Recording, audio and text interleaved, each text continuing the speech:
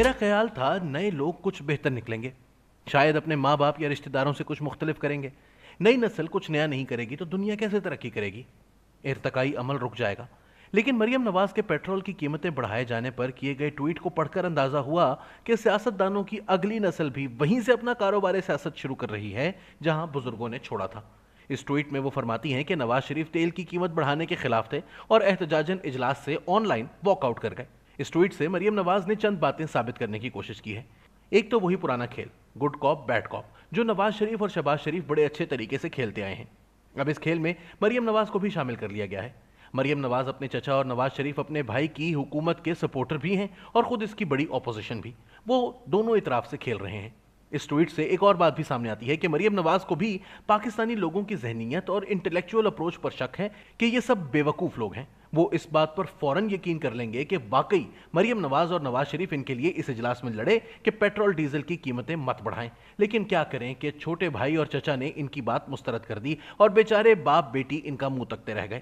London سے اجلاس میں شریک بے بس نواز شریف اور تو کچھ نہ کر سکے، احتجاجاً اس ظلم عظیم کے خلاف واک آؤٹ کر گئے اور ساتھ ہی مریم نواز کو بھی کہہ گئے کہ بیٹا تم ٹویٹ کر دینا کہ پیٹرول کی قیمتیں بڑھانے کے اس گناہ میں ہم باپ بیٹی شریک نہیں۔ نواز شریف اور مریم نواز دونوں کو یقین ہے کہ ان کی اس بات پر ان کے فالوورز یقین کریں گے اور تنقید کا رخ شہباز شریف کی طرف ہو جائے گا اور مفتاح اسماعیل پر تبرہ کیا جائے گا۔ مقصد نواز شریف اور مریم نواز کو عوام کا ہمدرد بنا کر پیش کرنا ہے، جبکہ شہباز شریف اور مفتاح اسماعیل کو ظالم۔ اگر آپ کو یہ بچگانہ سی بات لگتی ہے تو آپ غلطی پر ہیں۔ پرانے کھلاڑی یہ کام بڑی مہارت سے کرتے آئے ہیں اور ہر دفعہ مطلوبہ نتائج حاصل کیے ہیں۔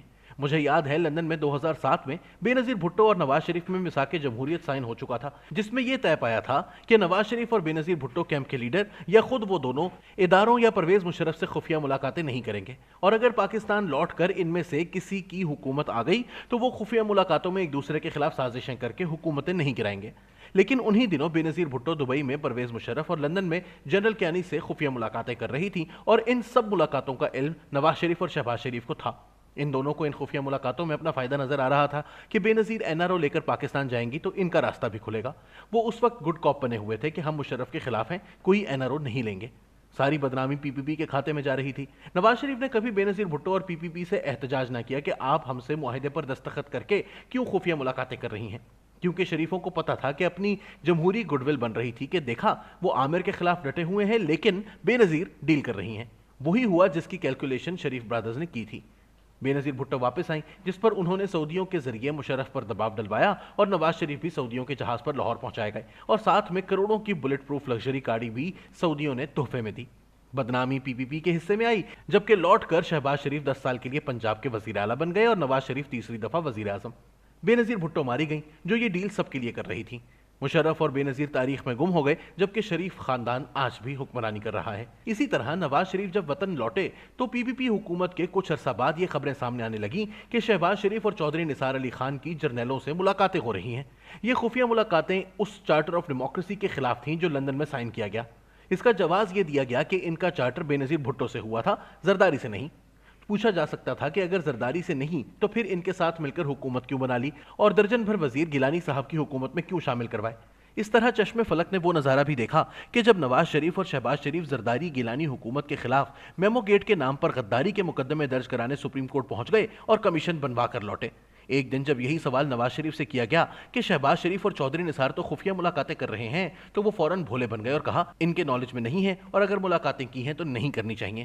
آپ سوچ سکتے ہیں کہ نواز شریف پارٹی سربراہ ہیں اور انہیں یہ تک نہیں پتا کہ ان کی پارٹی کے 2 اہم پلرز ان کے علم میں لائے بغیر ملاقاتیں کر رہے تھے۔